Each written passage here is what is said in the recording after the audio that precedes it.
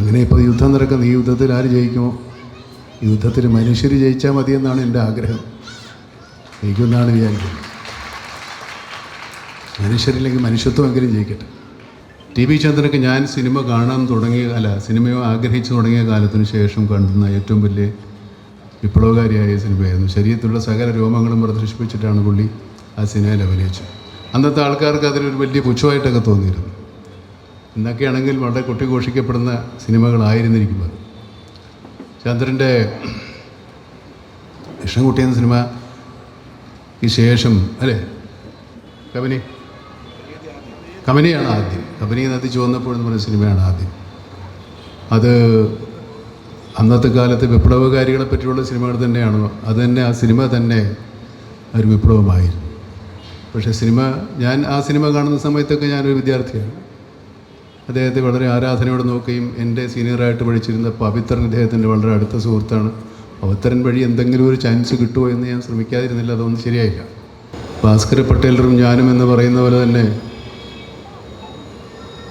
പൊന്തന്മാടയും ശീമത്തമ്പുരാനും അങ്ങനെ രണ്ടുപേരുടെ കഥയാണ്.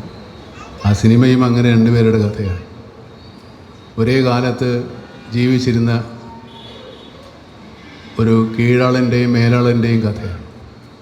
പക്ഷേ അത്ഭുതകരമായ ഒരു സൗഹൃദം അവരിൽ ഉണ്ടാവുകയും പരസ്പരം ഒരേ വികാരം, ഒരേ അനുഭവം, ഒരേ കാഴ്ചപ്പാട് ജീവിതത്തിലുണ്ടാവുന്ന ഒരു കീഴാളനും ഒരു മേലാളനുമാണ്. മാടയായിട്ട് എന്നെ കാസ്റ്റ് ചെയ്തപ്പോൾ ഞാൻ ചോദിച്ചു, എന്തോരം കറുപ്പടിക്കണം, ഞാൻ കറുപ്പടിക്കേണ്ട എങ്ങനെ ഇരുന്നാൽ മതി എന്ന് പറഞ്ഞു. വലിയ കറുപ്പൊന്നും അടിച്ചില്ല. പക്ഷെ ആ സിനിമ എന്നെ സംബന്ധിച്ചിടത്തോളം വലിയൊരു ഒരു ചലഞ്ചായിരുന്നു. ഞാൻ അതിനു മുമ്പും വൃദ്ധൻ്റെ വേഷമൊക്കെ കെട്ടിയിട്ടുണ്ടെങ്കിലും കുറച്ചുകൂടി പെർഫെക്ഷനുള്ള ഒരു വാർദ്ധക്യം എനിക്ക് ആ സിനിമയിൽ അവതരിപ്പിക്കാൻ പറ്റി. വളരെ ഊർജ്ജസ്വലനായ ഒരു ചെറുപ്പക്കാരനായിട്ടും തീരെ വയ്യാത്ത ഒരു വൃദ്ധനായിട്ടും വയോവൃദ്ധനായിട്ടും അഭിനയിക്കാൻ സാധിച്ചിട്ടുണ്ട് ആ സിനിമയിൽ. ആ സിനിമയുടെ ഷൂട്ടിംഗ് സമയങ്ങളിലൊക്കെ വളരെ രസകരമായ പരിപാടികളായിരുന്നു.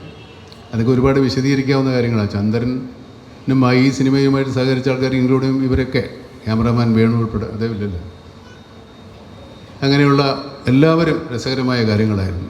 ആ സൗഹൃദം ഇപ്പോഴും നിൽക്കുന്നുണ്ട്. ഇടയ്ക്കിടയ്ക്ക് പല സിനിമകളുടെയും കഥയും പറയും. ഇനി അങ്ങനെ എല്ലാ സിനിമയുടെ കഥകളും ഇഷ്ടപ്പെടണമെന്നില്ല. ഞങ്ങൾ തമ്മിൽ പലതരത്തിലുള്ള യുദ്ധങ്ങളും ഉണ്ടായിട്ടുണ്ട്. പലപ്പോഴും ഞങ്ങൾ രണ്ടുപേരും തോക്കും, ചിലപ്പോൾ ഞങ്ങൾ ജയിക്കും, ഒരാൾ ജയിക്കും, അങ്ങനെയൊക്കെ ഉണ്ടായിട്ടുണ്ട്. അതെല്ലാ യുദ്ധങ്ങളിലും ഉണ്ട്.